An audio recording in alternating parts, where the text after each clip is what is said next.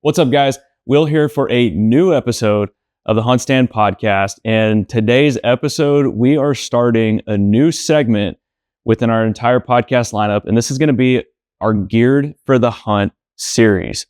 So what I'm going to be doing today, I'm out here in Kansas. It's opening week here. It's early season, archery season.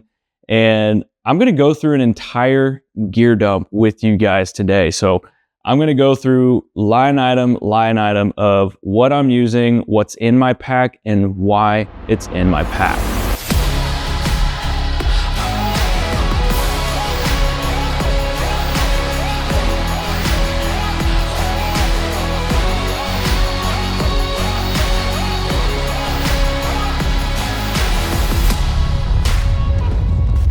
All right, so I've got all my gear laid out on this table, and looking at it, it's a lot of gear, and kind of wonder how the heck I get it into the stand with me. But first, I want to go through my weapon of choice here this week.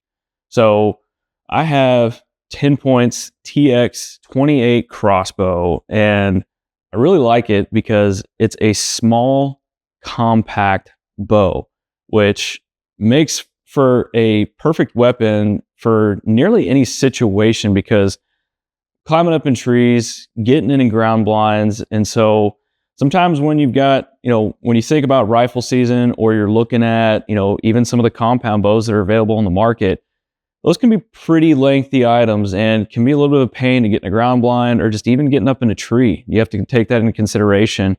So it's pretty nice to have this crossbow.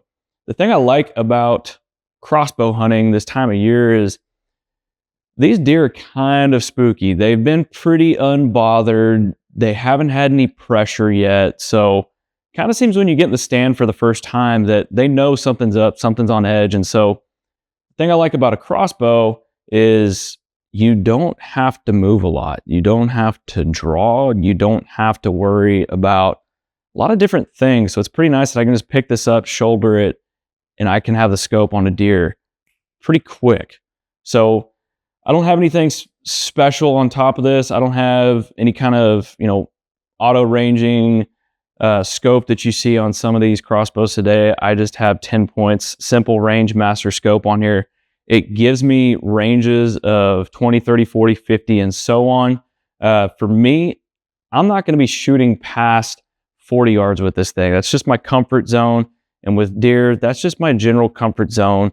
I'm not going to push out past that, even with the compound bow, because past that, your margin of error just gets crazy and deer can drop significant amounts. And so TX28 from 10 point, I do have 10 points center punch HPX bolts, and I do have that paired with an NAP Sling Blade 2 mechanical broadhead. And I really like this broadhead. It's just a mean, nasty looking mechanical. It's got a 2.5-inch cutting diameter, which makes for a pretty nice situation for opening up and splitting open a deer, because I want to have a good blood trail. You got a lot of growth this time of year. There's still a lot of greenery, tall grass.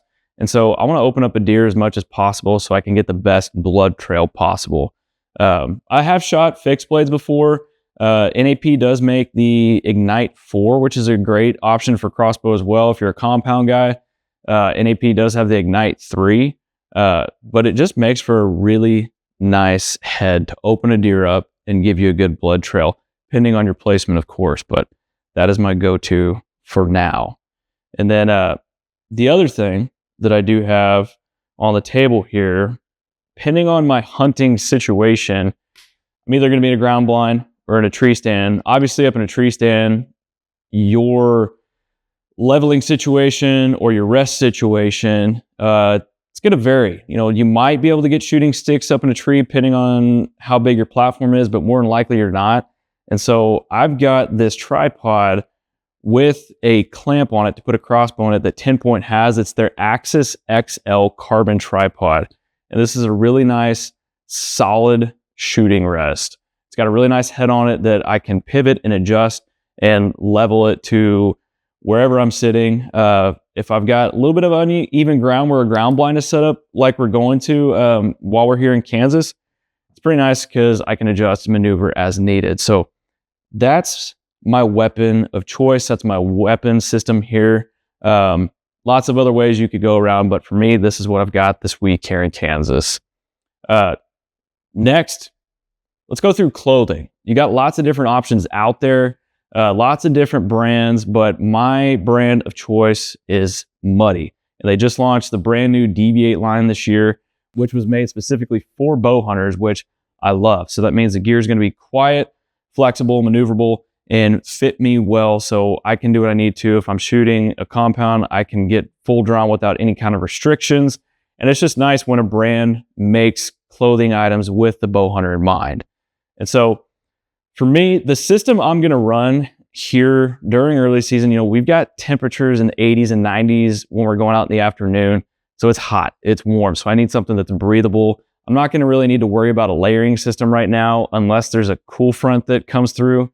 But we don't have to worry about that. So I do have Muddy's brand new ambush long sleeve lightweight shirt. I like this because it's breathable. I can wear a long sleeve and I'm gonna sweat regardless. So the nice thing about this is when my sweat hits this material and that wind hits, it's gonna have a nice cooling effect. So I don't have to get too sweaty or too swampy while on a ground blind or up in a tree.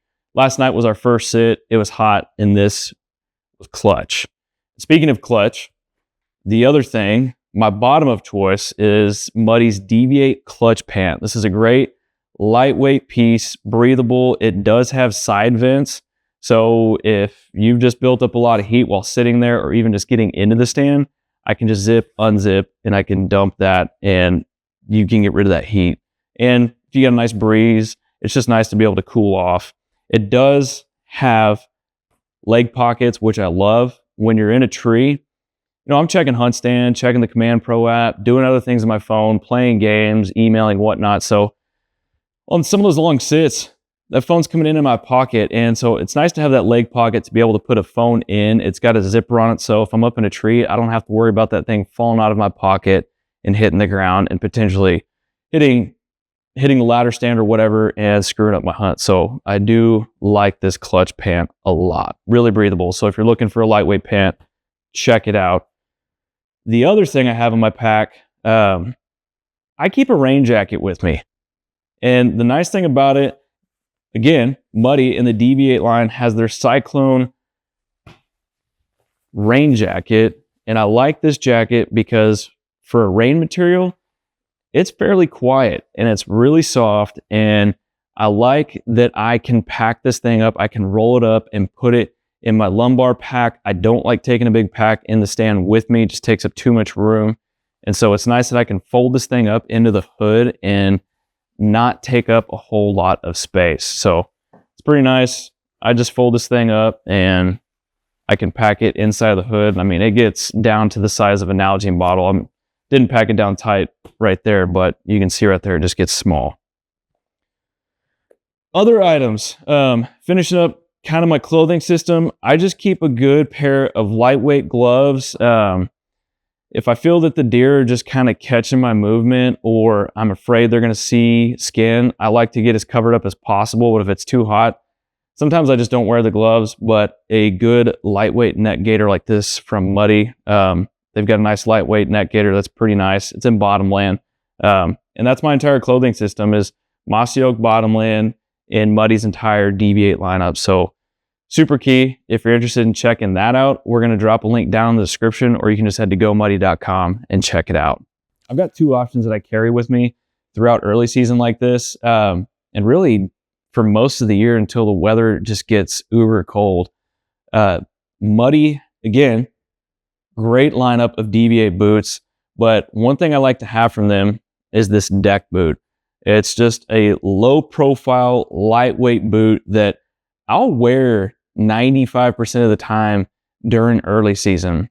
Unless it's raining or I have a lot of tall grass I need to get through, or, just depending on what kind of cover I got to go through to get to the stand, I'm going to wear these because they're lightweight and I don't have that rubber going up all the way on my calf. So it's just another great option to have to keep you cool during this time of year, as hot as it gets.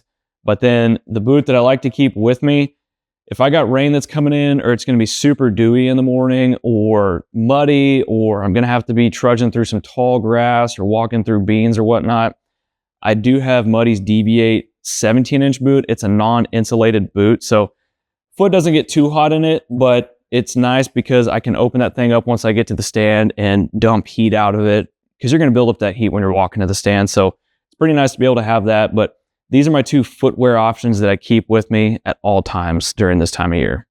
All right, so next thing I am going to dive into is my pack, and then what goes into my pack and why. So I don't like taking big backpacks into the stand with me. I just think they take up a lot of room, and I've kind of learned in the past that the bigger the pack I take, the more crap I end up taking into the stand with me. And a lot of times I take stuff to the stand with me that I don't need. May have wanted it, but I don't need, and it's just extra junk that you just don't need it in the stand. So I'm taking a real minimalist approach this year, as I've learned that over the years. And so that's why I am running Muddy's Pro Lumbar 500 pack. And the thing I like about this is I can either wear it as a fanny pack, if you will, just a really big fanny pack, but it does have backpack straps on it. So, just depending on the situation, I can have a pretty versatile pack. And I like this about it for a couple reasons. You've got the main pouch that I can put all of my gear in that I need to take. I've got a front pouch that if I need to have quick accessible items, I can leave that. It's got a side pouch if you need to put a rangefinder because you're not a vinyl harness wearing person. You can put a rangefinder or some other accessories. And then you've got a drink pouch. So this time of year, you got to take a lot of water with you. So that's what I like to do. And then on the front of the belt, you've got 2 more additional zipper pouches. So it's just got a lot of storage capability and keeping it at a minimum. So that is the Muddy Pro Lumbar 500 pack. If you're interested in checking out, just head to their website. I really like this. It does come in mossy oak bottomland. So I'm a camo freak. I like to make sure all my camo is consistent across the board. I know some folks don't care. Potatoes, to each their own, but this is what I like. So up next, what I'm going to do now is I'm going to talk about what goes in this pack and why. Again, trying to keep everything to a minimum, but I really just kind of want to run y'all through my head, what I'm thinking and why it's going in here. So the first thing that I am going to be throwing in my kit, I throw this almost in any pack of mine, is tourniquet. There's a few reasons behind this. Some of y'all might be like, why the hell are you putting a tourniquet in your pack? I've had some good friends of mine that have run into some pretty life-threatening scenarios where they didn't have a tourniquet, and if they didn't get to one quick enough, they might not still be here today. In fact, on an episode of the podcast, good buddy of mine, Mike Messer, he was on here with us before, and he had a turkey hunting accident where a broadhead ended up going through his leg. So that's why I keep this thing in here. I've got sharp objects like broadheads and knives that stay with me. You never know what could happen. So it's just a really nice back in the head kind of thing to keep with you. So if you ever find yourself in a sticky situation like that, you can stay safe. I don't pack bandages and gauze and alcohol and all that kind of thing for a first aid kit, but that's in terms of just making sure if I ever run in a situation like that, tourniquet always in my pack, always. It stays in my deer hunting pack. It stays in my pack when I go out west elk hunting, and I even keep it in the turkey vest as well. So key thing to keep right there. Next, what I like to make sure I have is lighting. Headlamps are key, especially when you're getting in the dark, getting out in the dark, making sure you have your path illuminated, and just making sure you have a light with you if you need to blood track in the dark. And so that is where I like to have a good Cyclops headlamp. There is this Orion tilt headlamp that I love. There's a few reasons why. I can clip it to the bill of my cap. I've worn the big headlamps before and I like them, but the problem with them is you got to move your hat, or sometimes if you don't have the headband strapped down just right, it'll flop around on your head. And so I've just found that this Orion tilt lamp is really nice because it just fits on that bill. It does come in a green light, but then the other thing I like about it, which also stays in my pack, you can take the green lens out simply by pulling it out, and then I can drop a white one in. So if I'm blood trailing, I've got that white lens. So I always make sure that I keep that white one in there. In addition, the green one stays on most of the time. And so I will put that in my kit in addition to a spare. Reason I keep a spare, if you get up in a tree and it falls off your hat, or if you just lose it, I've got another one, so I'm still staying safe from that regard. And then the other part that I do like to have a bigger handheld. Cyclops also provides a really good 600 lumen handheld lamp that it's not too big. It's a nice handheld it's good for blood trailing. So I just like to keep that with me. Got 2 kids at home, wife, and I like to stay as safe as possible so I can get home safely to them. So just the more things I put in my kit like that, better it makes me feel, and I know the better it makes my wife feel. Next, I like to keep a couple other things in my pack. I keep tape and a permanent marker in my kit as well. And there's a few reasons why. State of Kansas, a lot of states across the nation are actually moving to mobile apps for digital licenses. So you're starting to see paper licenses kind of disappearing. So depending on the state, they're going to want you to have a piece of tape that you're going to put on that animal, depending on the species, depending on the sex. They want you to have a piece of tape on there with a name, date, and confirmation number until that animal reaches its final destination. So from the field to your house, to the butcher shop, wherever you're taking that, a lot of times, even though you're digitally tagging, they're still going to require that. So I like to keep that with me. I've run into situations before where, everybody's done it. You're trying to fumble through your truck or side by side, looking for something you can write on, something to write with. So I just like to make sure I have that with me. The other thing I keep with me, kind of following that same line, I like to keep my knife set with me. Not a whole entire big knife set. There's knife companies that offer big packages, but Muddy, again, makes a really nice field master knife kit set that I really like. Number one, you get a really good gutting knife. So you've got a blunt, soft point on the front, and the top of the blade is actually what is your blade, instead of a traditional knife, being, the bottom of the blade, that's your sharp edge. But I like this because it keeps me from popping a gut. I've done it before. We've all done it, but this is nice to have within that field master set. And then of course, you've got your typical sharp blade. And I like this one because it has stayed sharp for me, and it's not too small of a blade, but it's a really nice sized blade. I think it's like 4 or 5 inches long. And I love the handle on this. It's not too bulky. It's not too thin.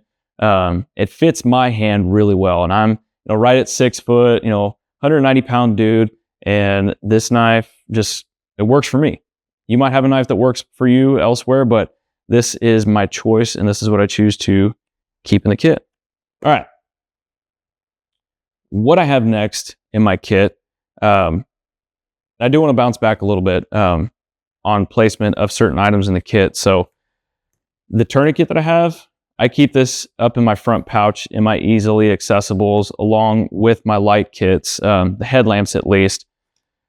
Those are the things, if I need them in a pinch, I want them in a spot where I can get to them quick and easy, and so I'm not having to dig through a pack in itself. So those are the items I keep up in the front, knife, headlamps, tourniquet, and then my pen or my marker and tape as well. For the rest of the pack, I like to keep a spare crank handle for my crossbow. Now, obviously, if you're not crossbow hunting, you're not going to have an extra crank handle, but if I was compound bow hunting this week, I would have an extra release in here. We've all been there before. you forget it at home, you forget it in the truck, or you might climb up a tree. And if you have a handheld release or whatever your release is, you might drop it while trying to either hook it on your bow or put it on your wrist. This is just an extra backup I like to keep with me, because last thing I want to do is spend the 30 minutes to drive from deer camp to the deer stand, get set up in a tree, have deer starting to move in on me, and then that happened to me. I mean, if you don't have that, you can't shoot your bow. So that is a must-have in my pack, keeping that extra crank handle or an extra release, depending on what you're hunting with. Next, what I like to keep in the pack, I keep a couple of tree hangers if I'm going to a tree stand in my pack for a few reasons. If you're travel hunting and you're going to a stand for the first time that somebody may have hung up, you don't know if there's going to be a tree hanger up there, or sometimes there might not be enough to hold your pack, or just whatever the situation may be. But it's always nice to keep a couple of these in there. They're not heavy, they're lightweight, they fit in the bottom of the pack just fine. So I like to keep that in my pack as well. And then kind of staying on that same route, I like to keep an extra hoist rope in my pack as well. Same thing. Coons, squirrels, they can chew on these things. So even if you've got everything set up with your tree hanger and everything, you can have a bad day if you don't have something to hoist your weapon or even pack up.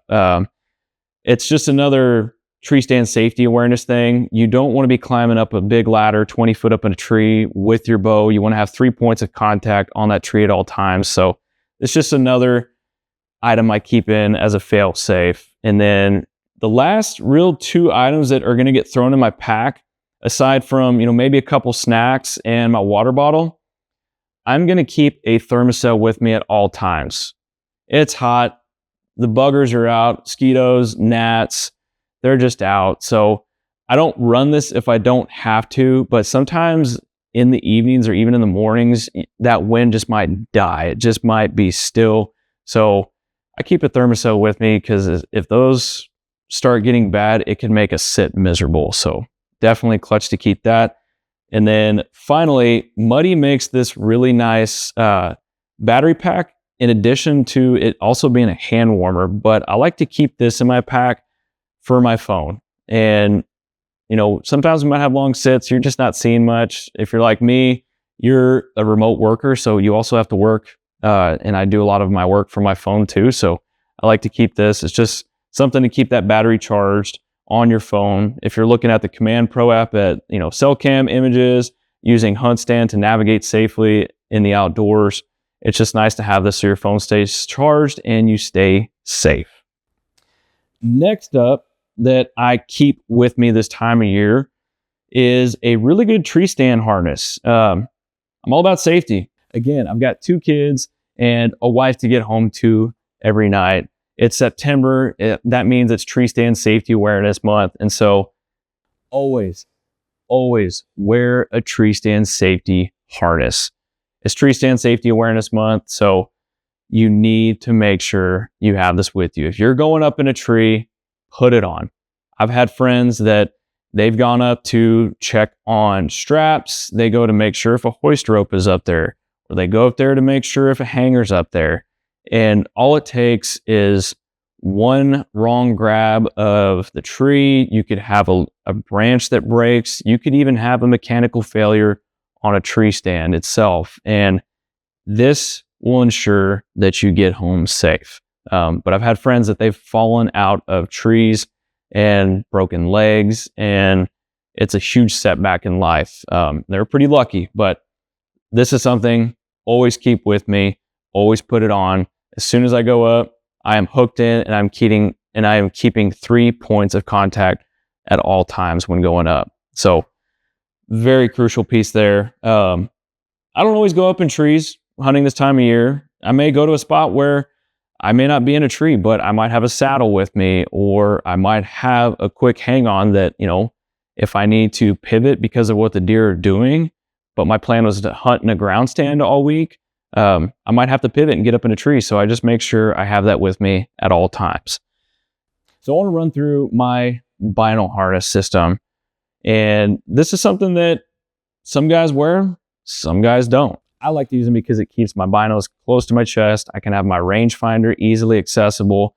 There's guys and gals out there that say they're too noisy or you don't need it because you're bow hunting, so all you need is a rangefinder. I like to have a good set of binos with me because you never know, you might see something far away and you want to know what it is. So I am using Tenzig's new bino harness this year. It's a buckskin tan color. And the thing I like about this is it will fit a wide variety of binos, up to 12 powers. But in this case, I'm not running 12 powers. That's about the only time I'm going to run a 12 power is if I'm going out west because I'm going to be glassing and I need to see far away. I know there's folks out there that they like to wear a good 8 power, which you can totally use this time of year. But we're here in Kansas. We have a little bit more open country. The mornings might bring times for us to go and glass bean fields that, if we can get in there without disturbing anything and we want to glass bean fields and look at potential spots that we're going to in the afternoon, I like to keep 10 powers with me. It allows me to glass, but then it's also not too much when I'm in the stand.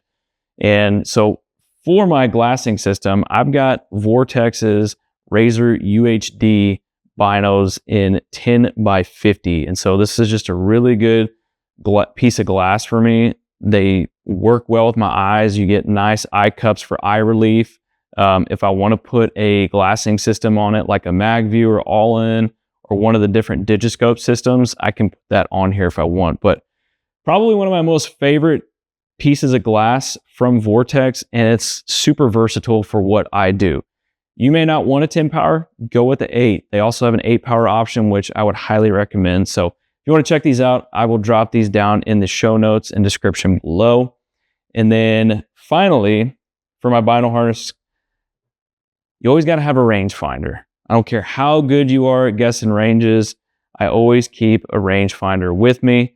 And for that, I've got Vortex's Razor HD 4000 rangefinder, and I love this thing. It's going to have angle compensation. It gives me accurate distances all the time. Some rangefinders out there, you can't adjust the brightness whenever you're looking through it for that LED for the distances. And so I like that I can adjust the brightness for this. It's also got an eye cup on it that I can adjust to either extend that glass either closer to my eye or further away from it. So like to have that. And then it also has the focus ring as well, so I can get that adjusted to my eye. But it fits perfectly into a rangefinder pouch for me. And I just really enjoy this Tenzig bino harness. It's easy to use, and I just like it. I do. I've worn a lot of different ones, and this has been my favorite so far. You've got a nice little zipper pouch on the front that I keep the chapstick in. That's a pro move right there, Lips get dry this time of year, so I keep that with me, in addition to a good puffer bottle. I know HuntStand will give you Hunt Zone, which gives you the wind direction. It'll give it to you out to 72 hours in advance.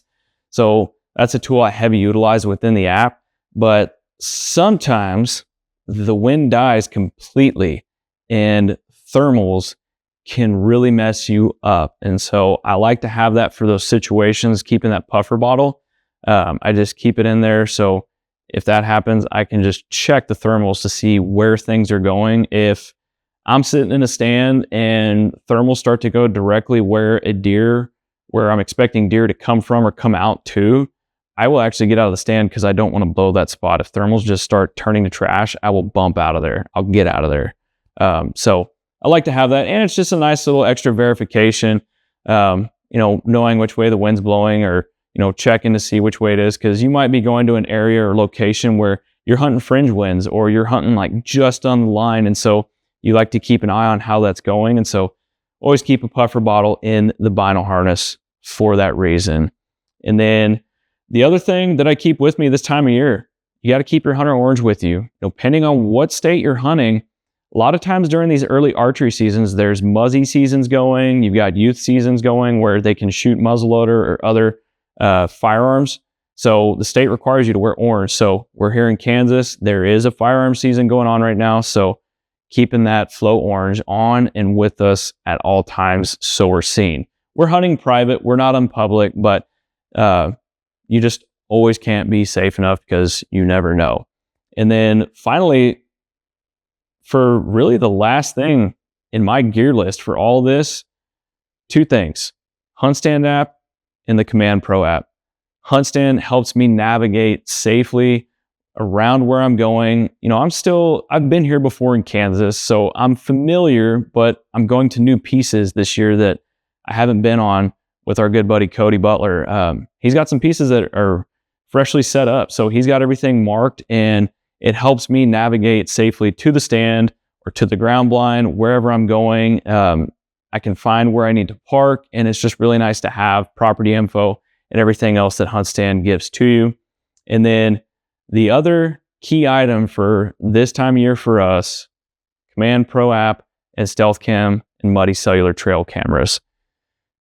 Deer they're finicky right now. So we're trying to play a game with them right now. They're kind of in between those summer and fall patterns of what they're doing. It's hot, but we also have a cool front coming in. And so we have to be ready to adjust on the fly. So what these cameras allow us to do is keep an eye on what the deer are doing in very specific spots. So if we see that deer are showing up consistently in the night, we may not go there. But in a situation like we've just recently found ourselves in, we had a shooter daylight this morning, so we know he's in the area, and that's going to allow us to shift our game plan and get in there this evening and hopefully get a shot at him. So without that, you might be just kind of aimlessly going and sitting in different stands in hopes of seeing a different shooter buck. So what both these tools allow us to do is to be more efficient in the woods and maximize our time.